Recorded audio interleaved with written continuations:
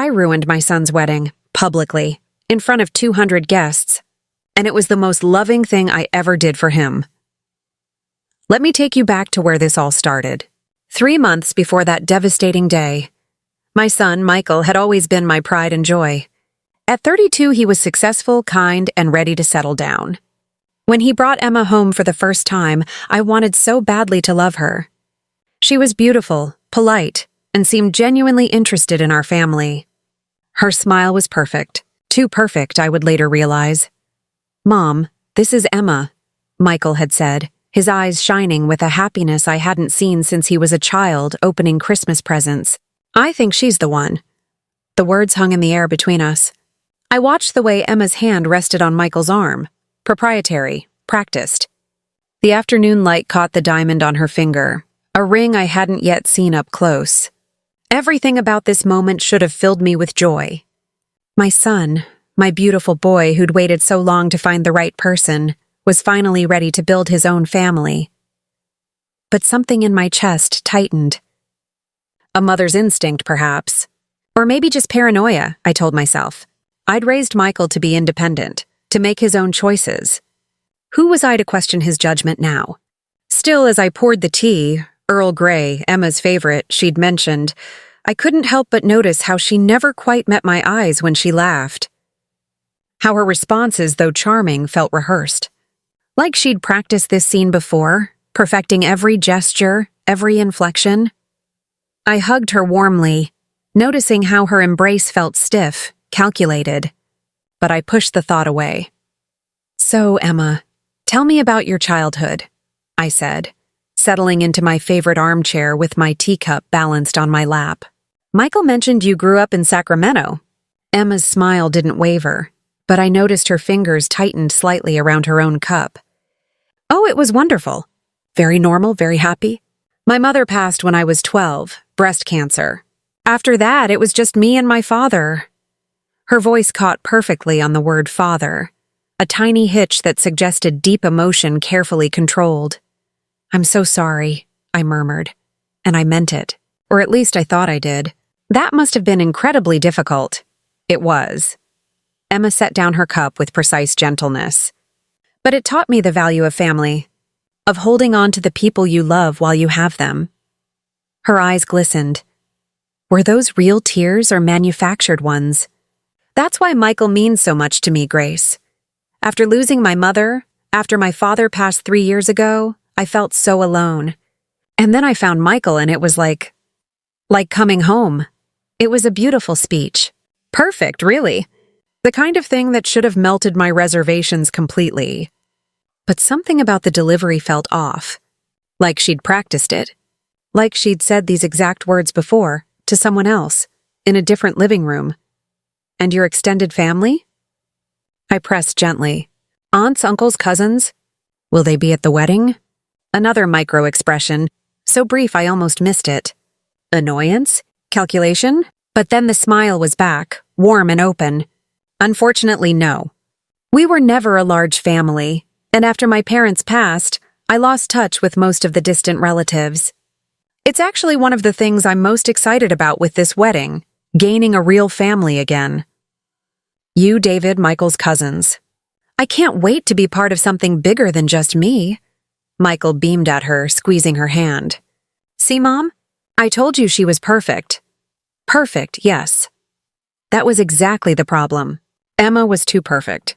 Her story was too neat, her emotions too controlled, her integration into our lives too smooth. Real people had rough edges, made social mistakes, said awkward things. Emma never did, and that scared me more than any outright red flag could have. I was being a judgmental mother-in-law to be, wasn't I? That's what I told myself. I served tea in my best china, and we talked about everything.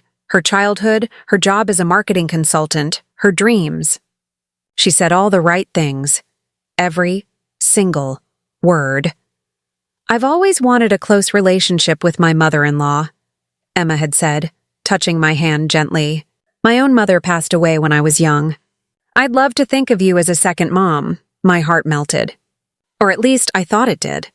Looking back now, I can see the manipulation in every carefully chosen word.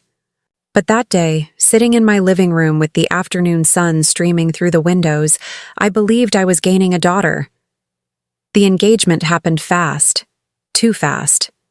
Within 6 weeks, Michael proposed at her favorite restaurant, and suddenly our lives became a whirlwind of wedding planning, dress fittings, and venue selections. Emma threw herself into the preparations with an intensity that impressed everyone. She had spreadsheets, timelines, and backup plans for her backup plans. "She's so organized," my sister Margaret commented during one of our coffee dates. "You're lucky, Grace. So many young women these days don't take marriage seriously." I nodded, sipping my latte, trying to ignore the small voice in my head that whispered, "Something's wrong." But I couldn't have imagined just how wrong things really were. The first real warning sign came exactly 8 weeks before the I. Wedding. I was at Emma's apartment helping her organize wedding favors. She'd stepped out to take a phone call, her boss, she said, and left her laptop open on the kitchen counter. I wasn't snooping. I want to be clear about that. I was simply moving it aside to make room for the boxes of ribbons and tulle we were sorting through. That's when I saw the email. Just a subject line, really, but it was enough to make my blood run cold. Timeline for Phase 2, post-wedding financial transfer. My hand froze over the laptop. Phase 2? Financial transfer? What was Phase 1? Every instinct I had screamed at me to click on that email, to read it, to understand what my son was getting himself into. But Emma's voice drifted in from the balcony, and I heard her laugh, that perfect practice laugh, and I quickly moved away. I couldn't sleep that night. I lay in bed staring at my ceiling, replaying that subject line over and over. "It's probably just about wedding expenses," my husband David said when I finally confided in him at 2 a.m. "You're overthinking this, Grace. Emma's a good girl." Was she? I wanted to believe him. God, how I wanted to believe him. The next morning, I did something I never thought I'd do. I hired a private investigator. His name was Marcus Chen, and he came highly recommended by a friend who'd used him during a business dispute. Marcus was professional, discreet, and didn't judge me when I broke down crying in his office, feeling like the worst person in the world for investigating my future daughter-in-law. "Mrs. Richardson," he said gently, "trust your instincts. They've kept humans alive for millennia. If something feels wrong, it usually is." I gave him everything I knew about Emma, her full name, her workplace, her address, even the name of the college she claimed to attend. "Just basic background check," I said. "I need to know I'm wrong about this," but I wasn't wrong. 3 days later, Marcus called me. His voice was grave. "Mrs. Richardson, we need to meet, today, and you'll want to sit down for this." We met at a quiet cafe on the other side of town, far from anywhere Michael or Emma might go. Marcus slid a manila folder across the table. My hands trembled as I opened it. Emma Morrison, the woman my son was about to marry, had a history that made my worst fears look naive and optimistic. "She's done this before," Marcus explained, his voice low and grave. He slid a photograph across the table, Emma, younger, maybe 5 years ago, standing next to a man in a suit. They were cutting a wedding cake, both smiling for the camera. "This is David Chen, age 35 at the time of the photo, successful tech entrepreneur in Chicago. Met Emily Morris at a charity fundraiser in 2018. They were engaged within 2 months, married 6 weeks after that. Sound familiar?" My throat was too tight to speak. I just nodded. David gave Emma, access to his business accounts 3 months into the marriage. Said she wanted to help him organize his finances, that she had experience with bookkeeping. He trusted her completely. Marcus pulled out another document. 6 months and 2 days after the wedding, David woke up to find $340,000 missing from his accounts. Along with his wife? How? I had to clear my throat. How is that legal? How did she just take his money? Joint account access, signed authorization forms, perfectly legal documentation. On paper, it looks like he gave her permission for everything. And technically he did. That's the brilliance of their con. They don't steal in the traditional sense. They manipulate their victims into voluntarily giving them access, signing papers, adding them to accounts. By the time the men realize what's happened, the women are gone. The money's been transferred through multiple shell corporations, and there's no clear evidence of fraud. But David Chen, he must have gone to the police? Marcus's expression darkened. He tried. But without proof of intent to defraud, without evidence that she'd planned this from the beginning, it just looked like a bitter divorce. She claimed he'd promised her the money, that it was compensation for emotional abuse during the marriage. It became he said, she said, and the DA declined to prosecute. So she just got away with it? Completely. And then she did it again in Seattle. Different name, Emmeline Morrison this time. Different man, James Rodriguez, age 42, commercial real estate developer. Same pattern. Whirlwind romance, quick engagement, wedding within 3 months. This time she took $280,000. Another photo slid across the table. Emma looked slightly different hair color, different style, but it was undeniably her. My hands were shaking so badly I could barely hold the photographs. And Michael is number 3? Number 4, actually. There was Peter Sullivan in Portland. She only got $150,000 from him because he got suspicious faster. Checked her background, found inconsistencies. But by the time he confronted her, she'd already cleaned out what she could and disappeared. These men, I whispered. What happened to them? Afterwards? Marcus was quiet for a long moment. David Chen lost his business. The stolen capital was supposed to fund a major expansion. Without it, he couldn't meet his obligations. Bankruptcy followed. Last I heard, he was working as a project manager for someone else's company. He'll never recover financially from what she did. And James Rodriguez? James, Marcus hesitated. James is why I took this case, Grace. Why I'm telling you all of this, even though it violates about 15 professional ethics rules. James Rodriguez attempted suicide, twice. The second time, he almost succeeded. He's alive, but... Marcus pulled out his phone, showed me a message. This is what he told me when I contacted him about Emma. He said, that woman didn't just take my money. She took my ability to trust, to love, to believe in anything good. Tell whoever hired you to run as far and as fast as they can. Because if Emma gets her hooks into them, they won't survive it. I sat there, frozen, staring at those words on Marcus's phone screen. This was what Emma had planned for Michael. Not just financial ruin, complete destruction. She would take everything, his money, his trust, his faith in humanity, and leave him so broken he might not survive it. I have to stop this wedding, I said, my voice barely audible. I have to save him. Yes, Marcus agreed. But you have to do it right. Because if you approach this wrong, he'll choose her over you. She's already planting seeds, already preparing him to reject your warnings. You saw that email. She knows you're suspicious. She's getting ready to turn him against you. Then what do? We build an irrefutable case, and we pray it's enough. But as I would soon learn, even irrefutable evidence couldn't compete with the power of love, or whatever Emma had made Michael believe was love. Marcus explained, his voice low. 3 times to be exact. Different cities, different names, well, slight variations. Emma Morris in Chicago, Emmeline Morrison in Seattle, Emily Morrison in Portland. I stared at the photographs. Each showed Emma, my Emma, standing beside a different man. Wealthy men, all of them. Men who looked happy, in love, oblivious. Just like my Michael, what happened to them? I whispered. Marcus's jaw tightened. The first one, David Chen, married her.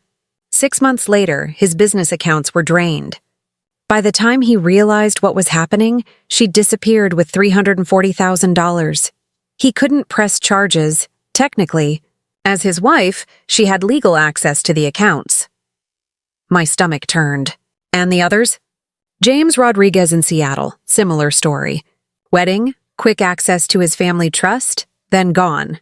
$280,000. The third, Peter Sullivan in Portland, caught on faster. She only got away with $150,000 from him, but it was enough. None of them reported it publicly. They were too embarrassed, too broken. I felt the room spinning. And now she's targeting my son. Mrs. Richardson, it gets worse. Marcus pulled out another document. Emma, or whatever her real name is, isn't working alone. The phone number she uses? It's registered to a woman named Catherine Morrison, age 58. Based on my investigation, Catherine is likely Emma's mother, and they're running this con together, a mother-daughter con team, targeting families, destroying lives. And I had welcomed them into our home with open arms. There's more, Marcus continued. I found the other side of that email you saw. They have a whole system. Phase 1 is the courtship and engagement, making the target fall completely in love, getting integrated with the family. Phase 2 is the post-wedding phase. That's when they execute the financial transfer. Usually within the first 6 months of marriage, they drain whatever they can access and disappear. 6 months, I repeated numbly. They plan to stay married to Michael for 6 months and then destroy him. Not just financially, Marcus added grimly. I spoke confidentially with James Rodriguez's therapist. He gave me permission. James attempted suicide twice after Emma disappeared. The betrayal, the public humiliation, the financial ruin, it broke him completely. He lost his business, his reputation, and nearly his life. I closed the folder, my hands shaking so badly I could barely hold it. What do I do? How do I tell Michael? Marcus looked at me with sympathy. That's the hardest part, Mrs. Richardson. Men in love don't want to hear the truth. You'll need undeniable proof, and even then, he might choose her over you. Those words haunted me for days. But I was about to get that undeniable proof, and it would come from the most unexpected source, Emma herself. It was a Saturday morning, 2 months before the wedding. Michael had asked me to drop off his tuxedo-fitting paperwork at Emma's apartment. He was stuck at work with an emergency meeting. I texted Emma to let her know I was coming, but she didn't respond. When I arrived, her car was in the parking lot, so I assumed she was home. I knocked several times. No answer. Her neighbor, an elderly woman watering her plants, smiled at me. She left about an hour ago with her mother. Looked like they were in a hurry. Her mother, Catherine. I should have left the papers by the door and walked away. But remember Marcus's words. You need undeniable proof. And something in me, maybe intuition, maybe desperation, made me try the door handle. It was unlocked. I stepped inside, my heart pounding. Emma, it's Grace. I have Michael's papers. My voice echoed in the empty apartment. No response. The apartment was immaculate, as always. Everything in its place. Emma's laptop sat on the dining table, closed. Her planner was next to it, and I could see today's date circled with a note. Meeting C, bank finalization. Bank finalization? What bank? I sat down, my legs suddenly weak. I knew what I was about to do was wrong. I knew it violated every principle of privacy and trust I'd ever held. But I also knew that if I didn't look, if I didn't find the truth, my son would be the next name in Marcus's folder of destroyed men. I opened Emma's laptop. It wasn't password protected, a fact that should have struck me as odd immediately. Later, I would learn that this was part of their confidence. They were so good at what they did, so successful, that they'd become careless. Arrogant.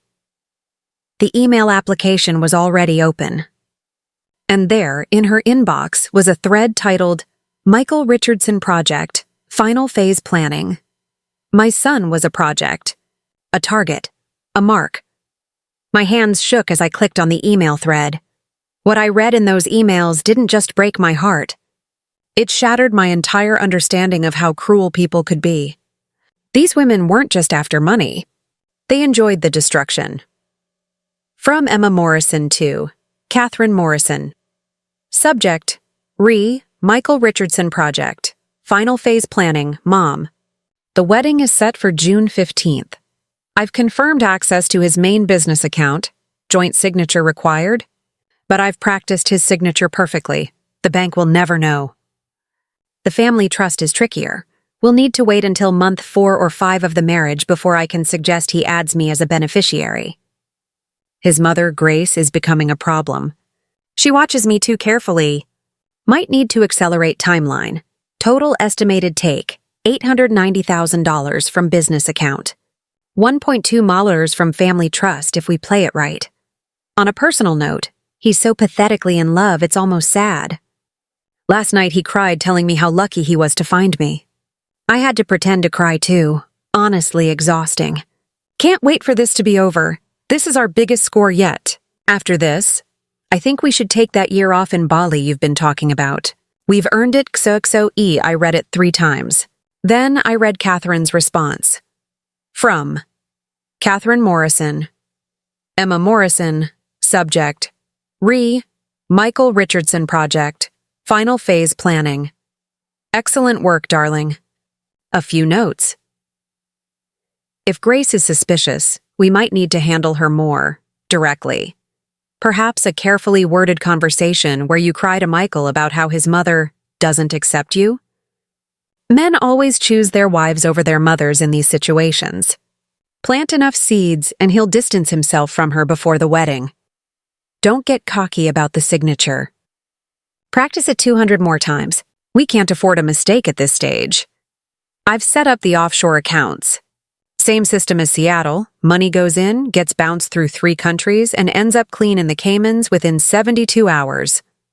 Agreed on Bali. You've worked hard, baby girl. This Michael project has been textbook perfect. The mother situation is the only variable, but we've handled worse. Remember, tears, gratitude, and just enough vulnerability to keep him protective. You're doing brilliantly. Love, Mom P.S. Did you ever find out what happened to Peter in Portland? I heard he had a breakdown. Hopefully nothing that could trace back to us. I sat there, frozen, staring at the screen. They knew about Peter's breakdown. They knew they'd destroyed him. And they didn't care. These weren't desperate women making bad choices. They were predators. Calculating, experienced predators. And my son was their prey. I quickly pulled out my phone and took photos of every email in the thread. There were dozens, detailed plans, previous victims, financial strategies, even mock conversations Emma had scripted to manipulate Michael. One email made me physically ill. How to cry on command. Techniques for emotional manipulation. I was downloading everything to a flash drive I kept in my purse when I heard a key in the door. Emma was back. I had maybe 15 seconds. My mind raced. I couldn't be caught here. Not like this. Not before I had time to compile everything and present it to Michael properly. I quickly closed the laptop, grabbed the flash drive, thank God it was a fast transfer, and stood up just as the door opened. Emma walked in, carrying shopping bags, her mother Catherine right behind her.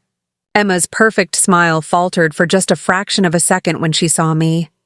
Grace? What are you— I didn't know you were coming by. Her voice was still sweet, but I could hear the edge underneath. Could hear the calculation as she assessed the situation. I texted, I said, surprised by how calm my voice sounded. Inside, I was screaming. Michael asked me to drop off his tuxedo papers. You didn't answer, but your door was unlocked, so I came in. I hope that's okay. I saw Emma and Catherine exchange a glance. Quick, barely perceptible, but I caught it. They were wondering what I'd seen, what I'd touched. Of course, Emma said, her smile widening. You're always welcome here, Grace. You know that. This is going to be your daughter's home soon. Catherine stepped forward, extending her hand. I'd met her twice before, once at the engagement party and once at a family dinner. Both times she'd been charming, funny, and warm. The perfect almost co-mother-in-law. Now, looking at her, knowing what I knew, I saw something different in her eyes. Something cold and calculating. Grace, lovely to see you again, Catherine said. Emma and I were just discussing the final seating arrangements. We want to make sure your side of the family feels absolutely welcomed. They were good. So good. If I hadn't read those emails, I would never have suspected anything. They were Academy Award-level actresses, both of them. That's very thoughtful, I managed to say. I should get going. Michael's expecting these papers. As I moved toward the door, Emma touched my arm. Grace, wait. I've been meaning to talk to you about something. My blood ran cold. Did she know? Had she seen me at the laptop? I just want you to know, Emma continued, and I swear I saw tears forming in her eyes. Manufactured, perfect tears. How much your acceptance means to me. I lost my mother so young, and having you welcome me into this family, it's everything I've dreamed of. I looked at this woman, this stranger, this predator, and had to use every ounce of self-control not to scream the truth right there. But I couldn't, not yet. Because Emma was right about one thing in her emails. Men in love don't want to hear the truth. I needed a strategy. I needed to be as calculating as they were. You're welcome, Emma, I said softly. Family is everything. I left the apartment and barely made it to my car before I started shaking. I sat in the driver's seat, gripping the steering wheel, trying to breathe. The flash drive felt like it was burning a hole in my pocket. I drove straight to Marcus Chen's office. I need your help, I said, bursting through his door without an appointment. I have everything. Emails, plans, evidence. But I don't know how to tell him. I don't know how to make him believe me. Marcus looked at the flash drive, then at my face, and nodded slowly. Then we need to build an airtight case. One he can't deny even if he wants to. Over the next week, Marcus and I worked in secret. We organized the emails chronologically. We tracked down 2 of Emma's previous victims. James Rodriguez agreed to give a video testimony, though he asked that his face be obscured. Peter Sullivan refused to participate. Marcus told me he was still too traumatized to even speak about it. We compiled financial records showing suspicious patterns in Emma's bank accounts, large deposits right after each breakup or disappearance. We documented the various names she'd used. We even found her real name, Ella Morrison, born in Sacramento, daughter of Catherine Morrison, both with arrest records for fraud in 3 different states. Why haven't they been caught? I asked Marcus. Because their victims don't report them, he explained. The embarrassment, the shame, the way these cons are structured, they're brilliant, in the most evil way. By the time the victim realizes what's happened, the women are gone, the money's gone, and there's nothing to prosecute. The men gave them access voluntarily. They signed the documents.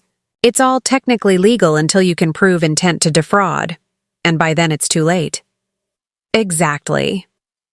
I decided to tell Michael on a Sunday afternoon, 1 month before the wedding. I asked him to come over for lunch, just the 2 of us. David was there for support, sitting next to me on the couch as Michael sat across from us, confused about why we looked so serious. Mom, Dad, what's going on? You're scaring me. I took a deep breath. Michael, I need you to listen to me. Really listen. And I need you to look at something before you react. I handed him my tablet with the first email open. I will never forget the look on his face as he read. His eyes moved across the screen, left to right, line by line. I saw the exact moment comprehension dawned. His mouth opened slightly, then closed again. His breathing changed, became shallower, faster. The color started at his neck, creeping up his face until his entire complexion was flushed with a mixture of anger and humiliation. Mom, he said, and his voice cracked on the word. Mom, these have to be fake. Emma would never, she loves me. She tells me every day that she loves me. I wanted to reach for him, to hold him the way I did when he was small and scraped his knee.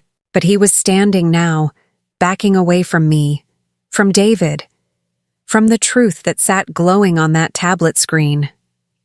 Look at the date stamps, Michael. Look at the email headers.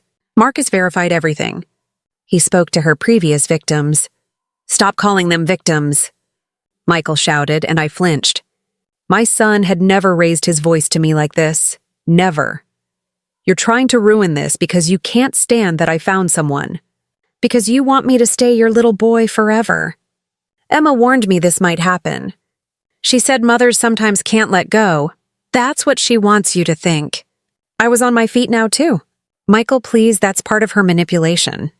Making you think I'm the problem so you'll distance yourself from the people who can protect you. It's textbook predatory behavior. But he was already moving toward the door, his face a mask of betrayal and rage. I can't believe you would do this. I can't believe you would invade her privacy, manufacture evidence, hire some stranger to dig up lies about the woman I love. The woman I'm going to marry. Michael, wait! David stood, trying to mediate, but Michael was done listening. Save it, Dad. I thought you were better than this. Both of you. He grabbed his jacket from the back of the chair. Emma was right about you, Mom. She said you'd never accept her, that you'd try to sabotage us. I defended you. I told her my mother would never do something so cruel, so invasive. His laugh was bitter, hollow. Guess I was wrong. The door slammed. The sound reverberated through the house, through my chest, through every hope I'd had that this conversation would go differently. Confusion first, then disbelief, then something that looked like physical pain. He read one email, then another, then another. The color drained from his face. Where did you get these? His voice was barely a whisper. From Emma's laptop. I know I shouldn't have looked, but... You broke into her apartment? Michael stood up, the tablet falling from his hands.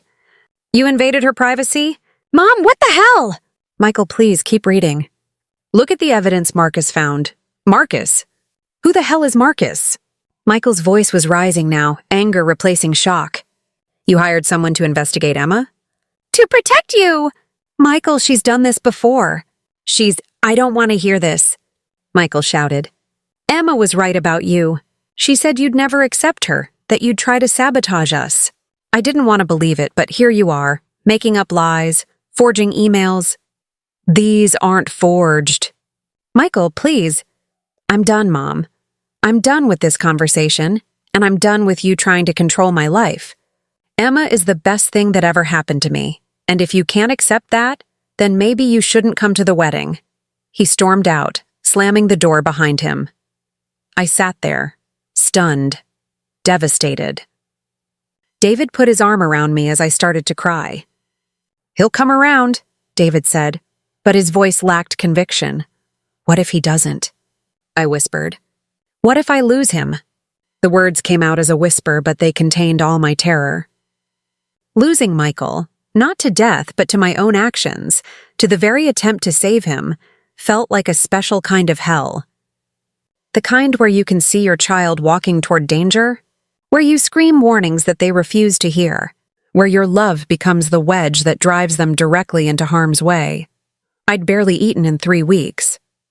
Food tasted like ash.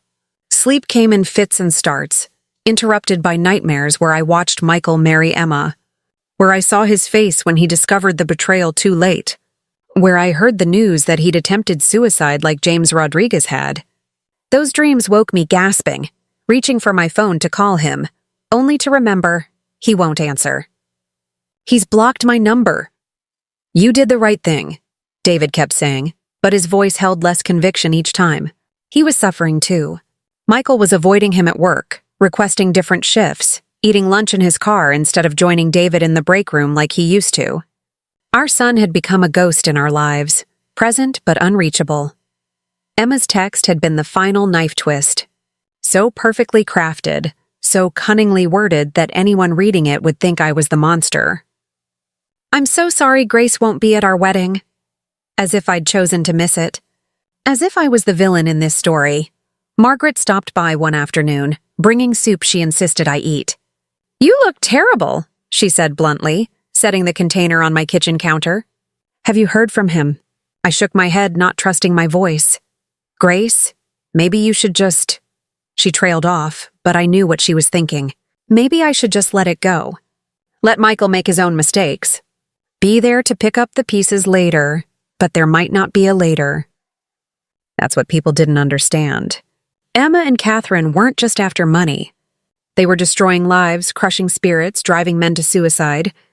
If I let this wedding happen, if I stayed silent to preserve my relationship with Michael, I might lose him anyway, to despair, to bankruptcy, to the kind of soul-deep betrayal that makes people give up on living.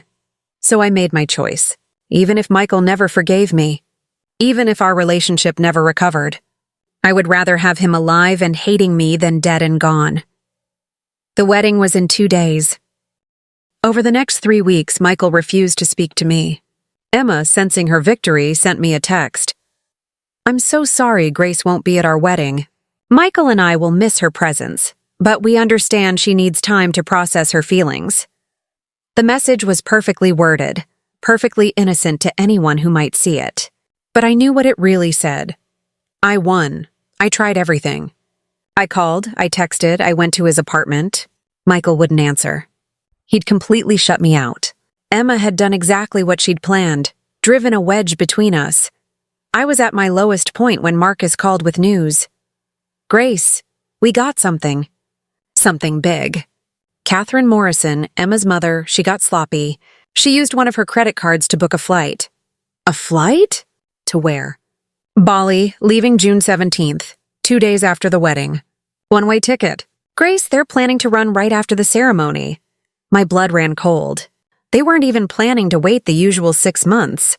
They were going to drain Michael's accounts and disappear within days of the wedding. There's more, Marcus continued. I found out why they're rushing this time. Catherine has legal problems in California. An old victim came forward with new evidence. They need to get out of the country fast, and Michael's money is their ticket. I knew what I had to do. If Michael wouldn't listen to me, I'd have to make everyone else listen. I'd have to stop the wedding myself, publicly, even if it meant losing my son forever. The wedding day arrived, June 15th. A beautiful Saturday with clear blue skies, the kind of day that should be filled with joy. I got dressed in my mother-of-the-groom dress, looking at myself in the mirror. David stood behind me, his hands on my shoulders. Are you sure about this? He asked. No, I admitted. But I'm sure about protecting our son, even if he hates me for it. The venue was stunning, a garden estate with roses in full bloom and white chairs arranged in perfect rows. 200 guests were gathered, murmuring excitedly. I could see Emma's side of the aisle, filled with people I assumed were her friends and family. Later, I would learn that half of them were paid actors, part of the illusion. I sat in the front row, alone. Michael wouldn't even look at me during the pre-ceremony photos. Emma looked radiant in her white dress, every inch the perfect bride. Catherine sat across the aisle, dabbing fake tears from her eyes, playing the role of the emotional mother of the bride. The music started. Emma began her walk down the aisle. Every step brought her closer to destroying my son. Every step was calculated, rehearsed, part of a performance she'd perfected over years of practice. Michael stood at the altar, his face glowing with happiness and love. Genuine, real love. For a woman who saw him as nothing more than a paycheck, the officiant began. Dearly beloved, we are gathered here today. I felt my phone buzz. A text from Marcus. Flight confirmation just came through. Catherine booked a second ticket. They're both leaving on the 17th. Grace, it's now or never. My hands were shaking. My heart was pounding so hard I thought everyone could hear it. But I thought about Michael at 15, crying in my arms after his first heartbreak. I thought about Michael at 22, graduating college with honors. I thought about all the versions of my son I'd watched grow and succeed. And I knew I would sacrifice our relationship to save his life, even if he never forgave me. The officiant reached the critical moment. If anyone has reason why these two should not be wed, speak now or forever hold your peace. The officiant's voice carried across the garden, traditional and solemn. Around me, guests shifted in their seats, some smiling at the archaic tradition, others tearing up at the romance of the moment. Emma stood radiant at the altar, her veil catching the late afternoon sunlight, her dress a masterpiece of lace and silk. She looked like every bride's dream, beautiful, glowing, perfect. Michael's eyes were locked on her face, drinking in every detail. From where I sat, I could see the pulse at his throat, could see his chest rising and falling with quick, nervous breaths. He was so happy, so completely, devastatingly in love with a woman who saw him as nothing more than a payday. In that moment, I understood what I was about to do. Not just interrupt a wedding, violate a sacred ceremony, shatter my son's heart in front of everyone he knew. I was about to become the villain in 200 people's memory of this day. The crazy mother-in-law, the jealous, controlling woman who couldn't let her son go. Emma and Catherine had set this trap perfectly. Either I stayed silent and let them destroy Michael, or I spoke up and destroyed him myself in a different way. But at least this way, he'd survive. Damaged, yes. Humiliated, absolutely. But alive. With his money intact, his business secure, his future still possible. My phone buzzed one final time. Marcus, Grace, last chance. They're leaving in 48 hours. It's now or never. I looked at Michael's face one more time, memorized the happiness there, knowing I was about to erase it. This might be the last moment he ever looked at me with anything other than hatred. I'm so sorry, baby, I thought. I'm so sorry for what I'm about to do to you. But I'm not sorry for loving you enough to do it. I stood up. The gasps were immediate and collective. 200 people turned to stare at me. Michael's face went from happy to horrified in an instant. Mom, no, I have reason, I said, my voice surprisingly steady. Everyone here needs to know the truth before the ceremony continues. Grace, sit down. Catherine hissed from across the aisle. No, I said firmly. I pulled out my tablet, the one with all the evidence. Emma Morrison, or Ella Morrison, or whatever your real name is a con artist. She's done this before. 3 times. To 3 other men in 3 other cities. Emma's face was a mask of shock and hurt. Perfect acting. What? Michael, I don't understand what She has emails, I continued, my voice rising. Detailed plans about how she was going to marry my son, drain his accounts, and disappear. Her mother, Catherine, is her accomplice. They've done this before, and they were about to do it again. Michael stepped toward me, his face red with anger and embarrassment. Mom, stop this right now. You're making a scene. I have proof. I held up the tablet. Emails between Emma and Catherine. They call you the Michael Richardson Project. They plan to take $890,000 from your business account and $1.2 million from the family trust. They have flights booked to Bali for June 17th, 2 days from now. The crowd was dead silent. You could have heard a pin drop. Emma's perfect composure was starting to crack, just a little. Catherine stood up, her face twisted with rage. This is slander, Catherine shouted. You're a bitter, jealous woman who can't stand to see her son happy. Then explain these emails, I said, turning the tablet around so the guests closest to me could see.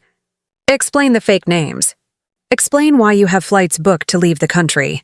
Explain James Rodriguez in Chicago, Peter Sullivan in Portland.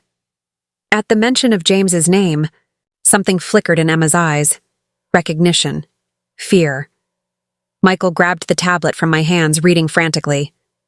I watched his face as he read, watched the journey from anger to confusion to dawning horror to absolute devastation.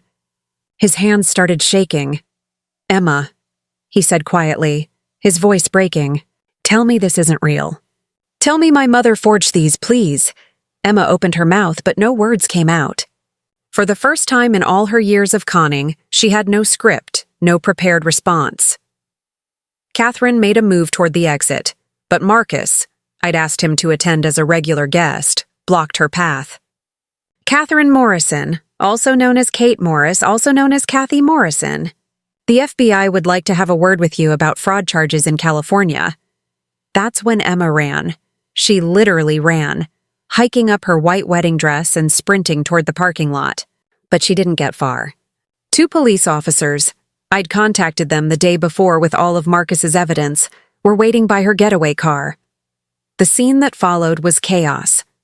Guests were yelling, crying, demanding explanations. Emma was screaming that I'd ruined everything, that Michael was supposed to be hers, that it wasn't fair. The mask had completely fallen away, and everyone could see the real person beneath, cold, calculating, furious at being caught. Catherine tried to play innocent. I had no idea what my daughter was doing. I'm as much a victim here as anyone. But Marcus had the evidence. Bank records, email confirmations, witness testimony. They were both arrested on the spot, handcuffed in front of 200 horrified wedding guests. Michael stood at the altar, alone, his wedding that wasn't happening. He looked at me, and I saw something in his eyes I'd never seen before, absolute devastation mixed with reluctant gratitude. He walked over to me slowly. The guests parted like the Red Sea, everyone watching, waiting to see what would happen. You knew, he said quietly. You tried to tell me. I did. And I wouldn't listen. You were in love, I said gently. You saw what you wanted to see. We all do that sometimes. Michael's eyes filled with tears. I told you not to come to my wedding. I said you were trying to control my life. I said, oh God, Mom, I said such horrible things to you. I pulled him into my arms as he broke down. My son, my strong, successful son, cried like a child, mourning not just the woman he thought he loved, but the life he thought he was going to have.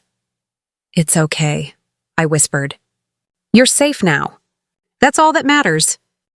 But the story doesn't end there, because sometimes justice takes time, and sometimes the aftermath of betrayal reveals truths even more shocking than the betrayal itself. In the weeks following the wedding that wasn't, the full scope of Emma and Catherine's operation came to light. They'd been running this con for over 8 years. Michael wasn't victim number 4. He was victim number 12. 12 men, across 8 different states, all of them too embarrassed or broken to report what happened. The FBI investigation revealed something else, something that made my blood run cold. Emma had been pregnant. She'd planned to tell Michael after the wedding, use the baby to secure even faster access to his money, then terminate the pregnancy after she disappeared. The cruelty was breathtaking. Michael went through hell in the months that followed. The first week after the non-wedding, he didn't leave his apartment. David and I took turns sitting outside his door, leaving food that mostly went uneaten, sending texts that mostly went unread. Through the door, I could sometimes hear him crying, deep, wrenching sobs that made me want to break down the door and hold him like I did when he was small. When he finally let us in, I barely recognized him. He'd lost at least 15 pounds. His eyes were hollow, rimmed with dark circles. The apartment smelled stale, curtains drawn against the sunlight. I really loved her, Mom, he said. And his voice was empty, defeated. I thought she loved me too. How could I be so stupid? How could I not see it? I wanted to tell him it wasn't his fault, that Emma was a professional, that even smart people fall for con artists. But nothing I said seemed to reach him. He was trapped in a spiral of self-blame and humiliation. The panic attack started 2 weeks later. He'd be in the grocery store or at work, and suddenly he couldn't breathe, couldn't think, convinced that everyone was looking at him, judging him, knowing what a fool he'd been. Twice, David had to leave work early to pick him up from places where he'd frozen, unable to move, trapped in his own mind. Therapy helped, but slowly. So slowly. Dr. Martinez specialized in trauma from emotional abuse and financial fraud. She explained to me during one of the family sessions that what Michael was experiencing wasn't just heartbreak, it was a form of PTSD. Emma hadn't just lied to him. She'd systematically manipulated every aspect of his reality, made him question his own judgment, isolated him from the people who cared about him. The betrayal went deeper than romance. It was existential. He needs to learn to trust himself again, Dr. Martinez explained. Right now, he's questioning every decision he's ever made, every relationship he has. That's the real damage these con artists cause. They don't just take money. They take their victims' confidence in their own ability to navigate the world. There were good days and bad days. Good days when Michael smiled at a joke, when he accepted an invitation to dinner, when he seemed almost like his old self. Bad days when he wouldn't answer his phone, when I'd find him sitting in his car in my driveway at 2 a.m. because he couldn't sleep and couldn't bear to be alone, but couldn't bring himself to knock on the door. "Do you hate me?" he asked one night, 6 months after the wedding. We were sitting on my back porch, watching fireflies blink in the darkness. "For being so stupid? For not listening to you?" "Michael, no!" I grabbed his hand. "Never. Not for a second. I said terrible things to you. I accused you of lying, of trying to control me. I told you—" His voice cracked. "I told you maybe you shouldn't come to my wedding. God, Mom, I almost married her. I almost chose her over you. What kind of son does that? The kind who was being manipulated by an expert. The kind who wanted to believe in love. The kind who's human." I squeezed his hand tighter. "You didn't do anything wrong, Michael. You loved someone. That's not a weakness. That's not stupidity. That's being brave enough to be vulnerable.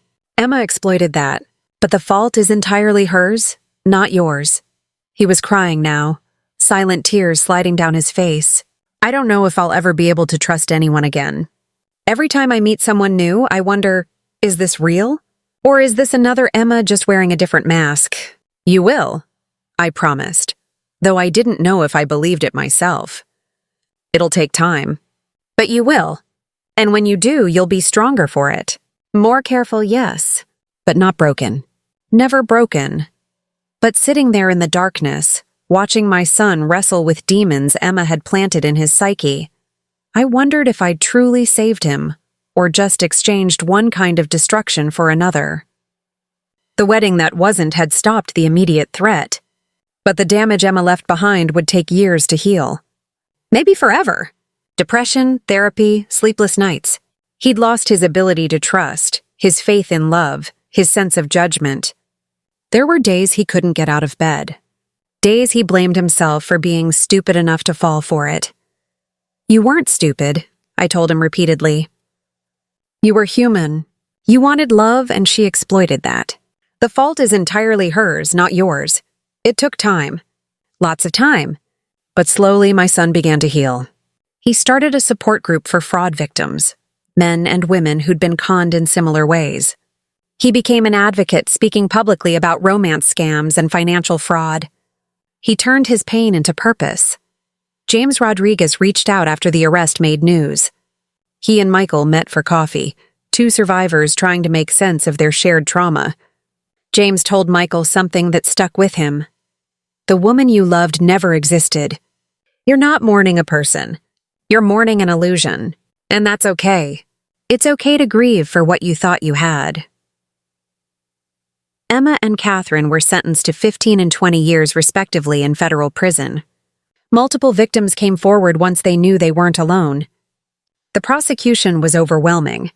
During her sentencing, Emma showed no remorse.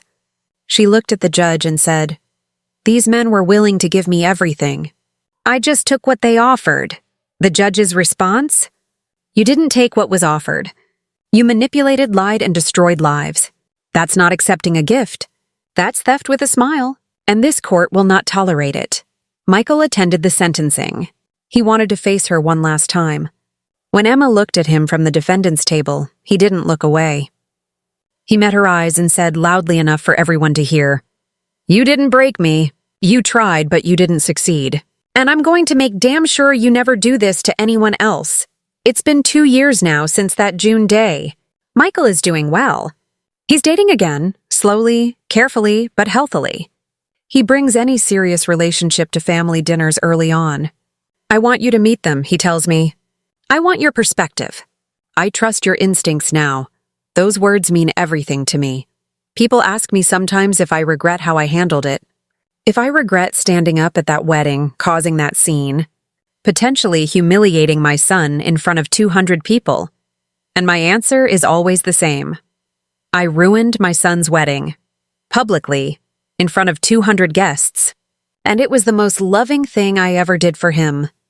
Because sometimes love means making the hard choice. Sometimes it means being the villain in someone else's story so you can be the hero in the story that really matters. Sometimes it means sacrificing your relationship to save someone's life. Michael still has that tablet with all the evidence. He keeps it as a reminder, not of the betrayal, but of the fact that he's loved. That someone fought for him when he couldn't fight for himself. Last week, he brought a woman to Sunday dinner.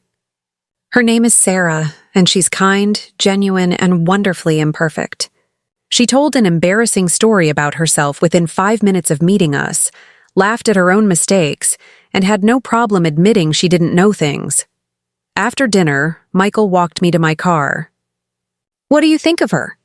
he asked, and I could hear the vulnerability in his voice, the fear that he might be wrong again. I hugged him tight. "I think she's real," I said. "And that's all that matters." He smiled, a real smile, the kind I hadn't seen since before Emma entered our lives. "Yeah," he said. "I think so too." As I drove home that night, I thought about all the ways we protect the people we love. Sometimes it's obvious, stepping in front of danger, warning them about a threat. But sometimes it's complicated. Sometimes it means doing the thing that makes you look crazy, paranoid, controlling. Sometimes it means standing up at a wedding and saying the words everyone else is too polite or too afraid to say. Would I do it again? Yes. 1,000 times yes. Because the alternative, watching my son marry a woman who planned to destroy him, staying silent to avoid making a scene, choosing social niceties over truth, that would have been the real tragedy. That would have been the real failure of love. Emma and Catherine are in prison now, but the damage they caused lives on. Not just in Michael, but in all their victims. Men who can't trust anymore, who second-guess every relationship, who wonder if they're fundamentally broken or foolish for having believed in love. But here's what I want those men to know. What I want my son to remember. What I want anyone who's been betrayed to understand. You are not broken. You are not foolish. You simply encountered evil wearing a beautiful mask. And the fact that you couldn't see through the mask doesn't make you weak. It makes you human. Evil relies on our goodness. Con artists count on our trust. Predators depend on our desire to believe the best in people.